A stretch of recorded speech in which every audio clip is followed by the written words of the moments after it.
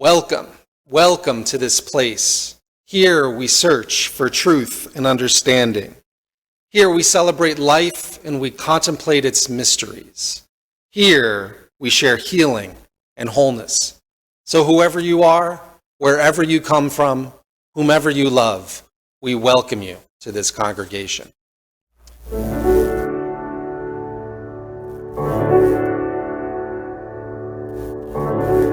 Let us live in a lull of the long-winded winds, where the shy silver-antlered reindeer go on dainty hoofs with their white rabbit friends, amidst the delicate flowering snow.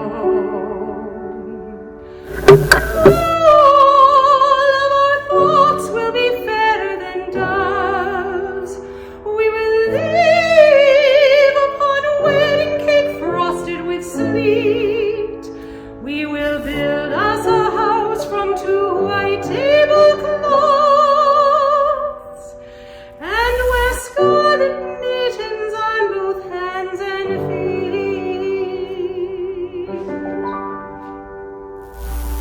Let us live in a lull of the whispering trees, alder and aspen and poplar and birch, singing our prayers in a pale sea-green breeze, with starflower rosaries and mossbanks for church. All of our dreams will be clearer than glass, glad in the water or sun as you wish. We will watch the white feet of the young morning pass, and dine upon honey and small fish.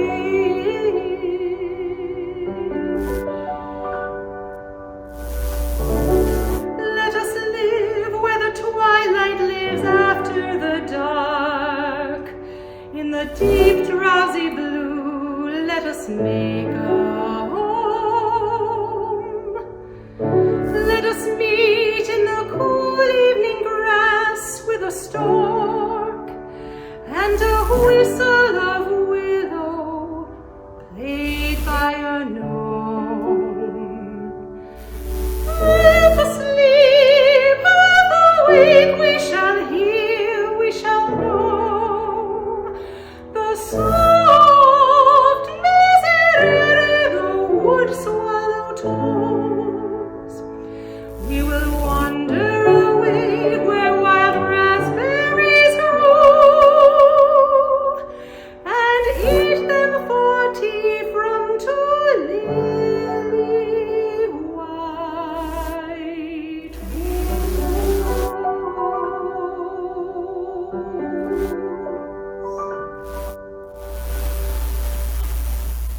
I selected something from a collection of prison poems. It's a poem called My Prayer by Tina Fortner.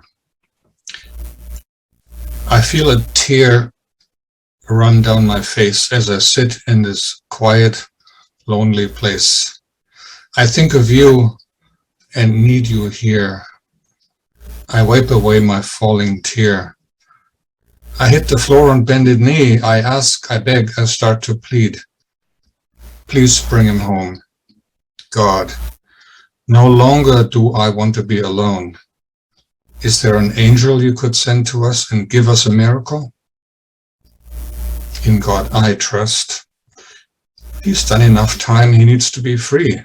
Please, God, bring him home to me. We believe in love.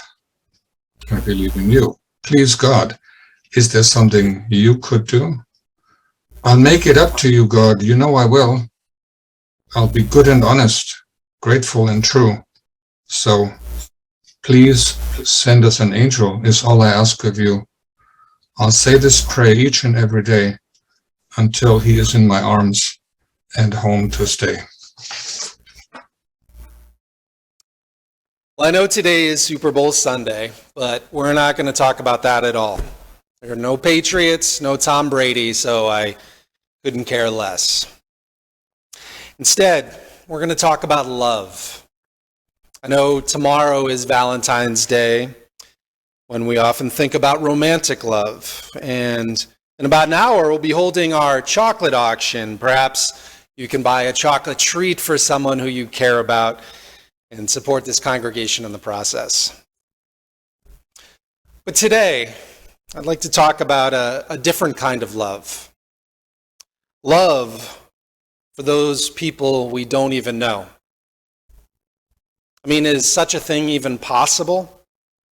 If we don't know a person or a group of people, how can we really care about them, let alone love them? Cognitively, this is a difficult thing for us to do as humans. We evolved over millions of years to develop close family and tribal units.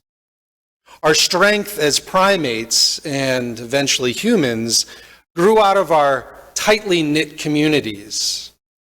We learned to love those closest to us because it ensured the group's safety and well-being. Because, frankly, if we didn't, we might not survive. So it stretches us to think about loving people who we might never meet.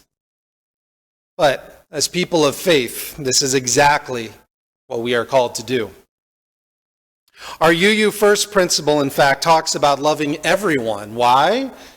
For the simple fact that everyone has inherent worth and dignity. Everyone is worthy of our love. Our eighth principle goes even further about loving those who are different from us, those who don't look like us, those who don't love like us, those who don't earn like us. When it talks about building a diverse, multicultural, beloved community that accountably dismantles racism and other oppressions. Loving those beyond our families and our local communities is hard, but it's also necessary. It's necessary if we want to create a society with more justice and more equity. Or as Cornel West famously said, justice is what love looks like in public. Well, what happens? What happens when our American system of justice is deeply flawed? What happens when policing is used as a blunt instrument to control any societal problem that grows out of structural inequity?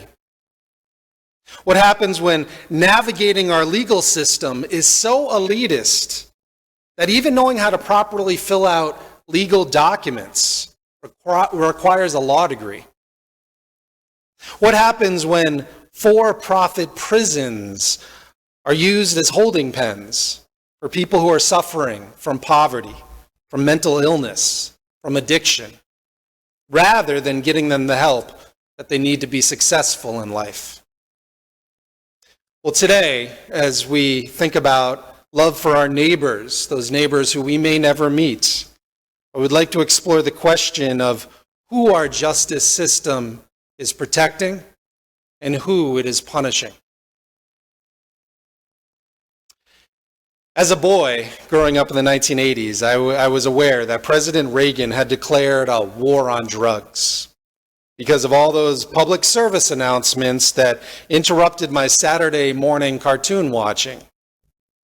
I knew that Nancy Reagan really, really wanted me to say no to drugs.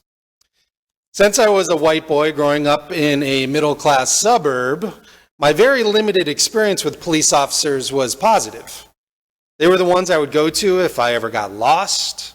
A nice policeman would occasionally visit our school and tell us not to do drugs, like Nancy Reagan had said, and what to do if a criminal approached us on the streets. I had a very favorable opinion of police officers. They were the good guys. The bad guys, well, they were clearly those thugs in the movies who stole money, they did drugs, and they lived on the streets. I learned at a very young age what a criminal looked like. They looked poor, black, brown, dirty and mean. And I learned that I should fear them. But I didn't worry too much about those evil criminals coming to get me because, well, I knew that brave policeman would protect me. It all seemed so simple, so easy. Drugs are bad. People who sell and use drugs are bad, especially crack. I watched enough movies as a young person to know that crack was terrible, a death sentence. Some of you may remember back in 1986 when Len Bias, a young black man who had just been drafted by the Boston Celtics, died of a crack overdose. I remember sitting in the auditorium of my Framingham Elementary School, and his grieving mom came and spoke to us about the dangers of using drugs. His death was later used as a rallying cry by politicians to justify the war on drugs. Well, recent reporting clarifies that it was actually a false rumor that he died of crack, that in fact he died of snorting powder cocaine. But that didn't fit in with the stereotype of a black man dying of a crack overdose, so that false rumor persisted. This war on drugs, it continued throughout the decades after the 1980s, throughout administrations of Republicans and Democrats alike. As First Lady Hillary Rodham Clinton said in 1996, while campaigning for her husband's reelection and championing his tough on crime bill, quote, "They're not just gangs of kids anymore. They're often the kinds of kids that are called super predators. No conscience, no empathy. We can talk about why they ended up that way, but first we have to bring them to heel."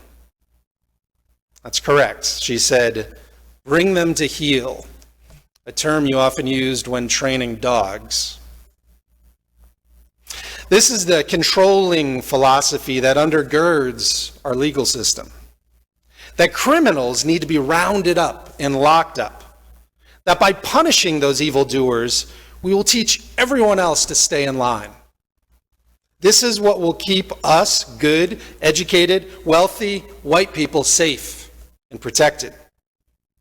Keep in mind, and this is important, that our American policing system grew out of the practice of slave catching. At the time, organized bands of people would go out and hunt for escaped slaves and then bring them to justice. Why?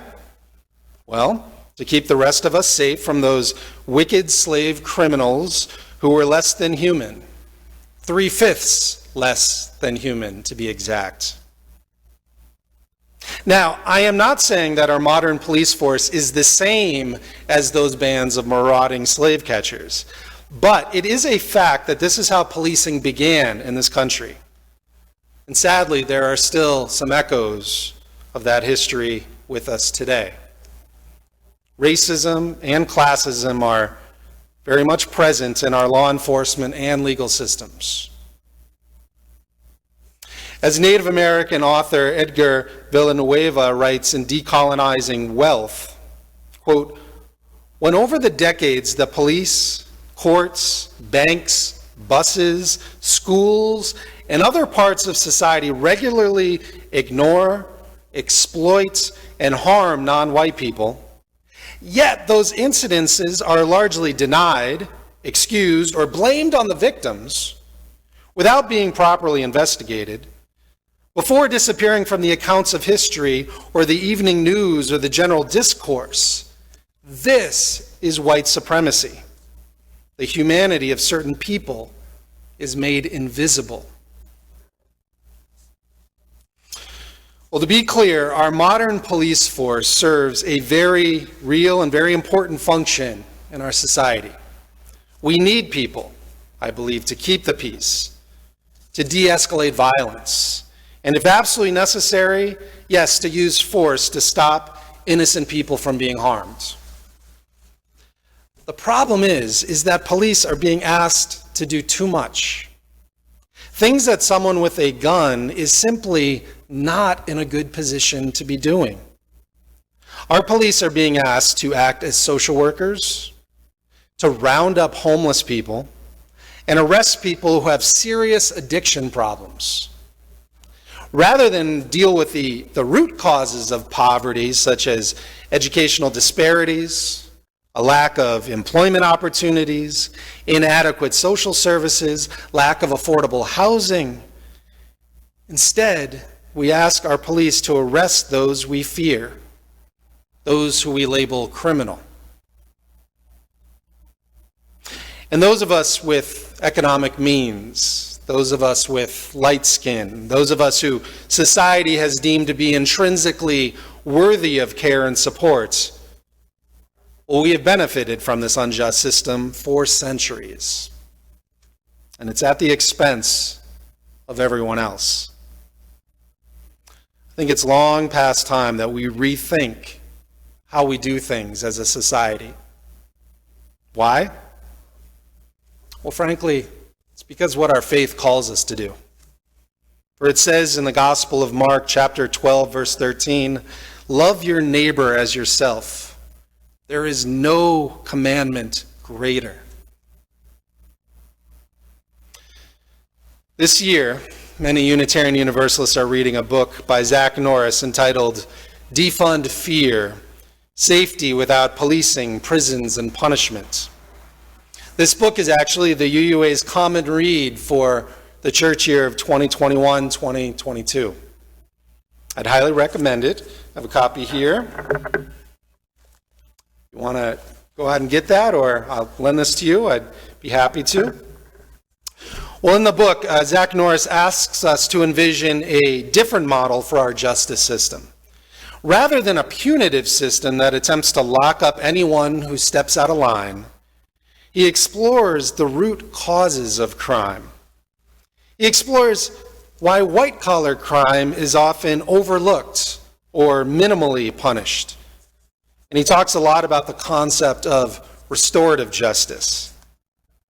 He writes, quote, "Where the criminal justice system focuses on whether a law was broken and how to make someone pay for breaking that law, restorative justice emphasizes the root cause of the harms. Rather than asking what law was broken, who broke it, and how should they be punished, restorative justice asked, who was harmed? What do they need? Whose responsibility is it to meet those needs? Restorative justice places the needs of the survivor at the center, not the perpetrator. It avoids terms like victim and offender because of the way in which those labels can stick to a person forever and deny them the ability to evolve, to heal, to change. Restorative justice asks, how can everyone in a given community, family members, friends, neighbors, co-workers, bystanders, and community members, get actively involved in making amends, ending violence, and righting relationships? I first heard about the concept of restorative justice a few years ago in seminary. In one of my social justice classes, a Nigerian student told the class that in the small village where he grew up, crime was dealt with in a very different way than it is in the United States.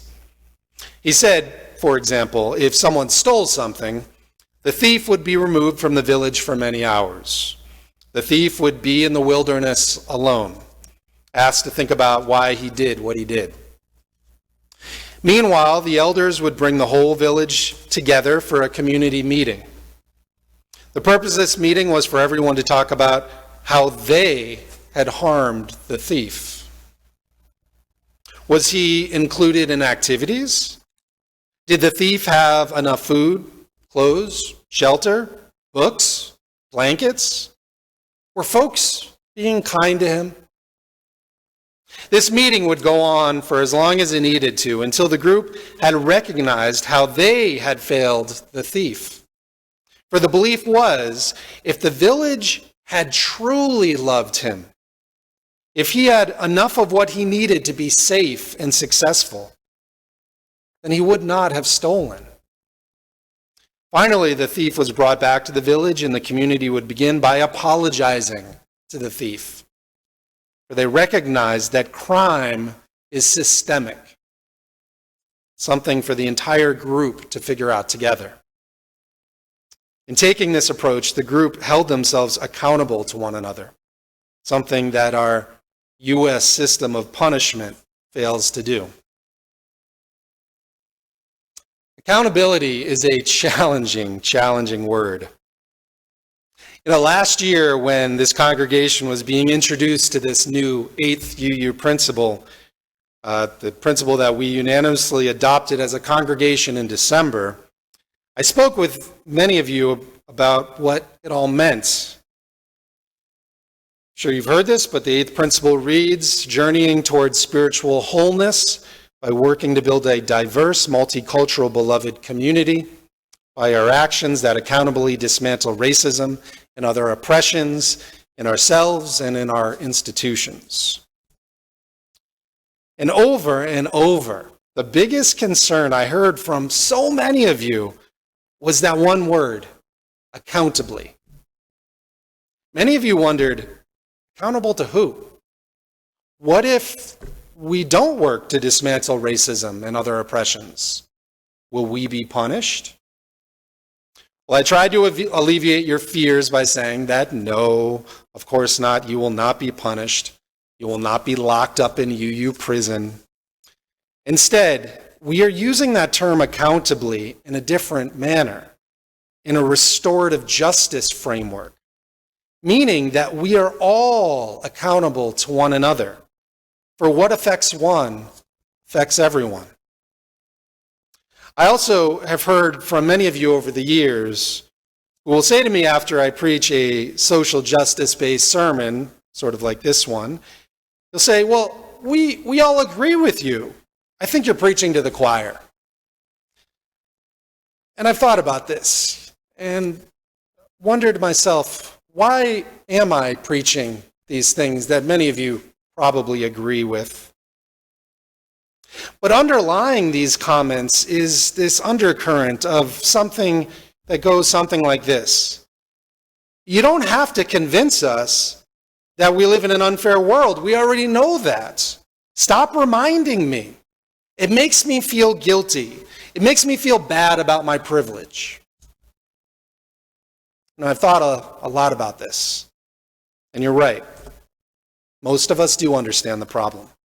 We are in agreement. But perhaps the difference here is that we might have a different understanding of the purpose of a sermon. Perhaps a sermon is not simply trying to persuade or convince you, but instead inspire you to take action. Or if not us, then who? Because, I mean it deeply when I say at the end of each Sunday service, here ends our worship. Let our service begin. Well, now that we've all decided to adopt the 8th UU principle here in Medfield, I think we need to delve deeper into this word accountability. For those of us who have been granted more power than others simply because of who we are and the situation in which we were born into, I believe that we have a greater responsibility to right these wrongs. Because we are unjustly benefiting from the system. And quite frankly, we have more resources at our disposal to do something about it. We are all accountable to one another. As Zach Norris says in Defund Fear, quote, people in power rarely want to be held accountable.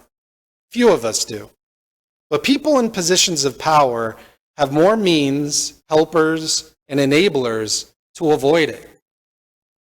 Overcoming trauma in this country will require holding powerful institutions and people accountable. Full accountability means we take responsibility for our history as well as our present.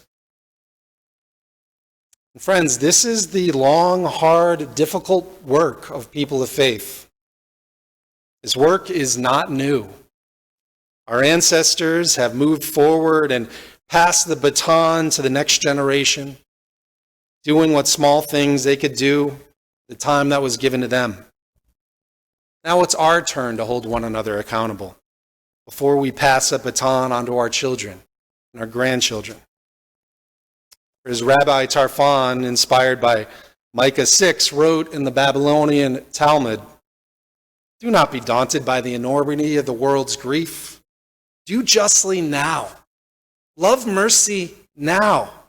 Walk humbly now. You are not obligated to complete the work, but neither are you free to abandon it. So may it be." Amen.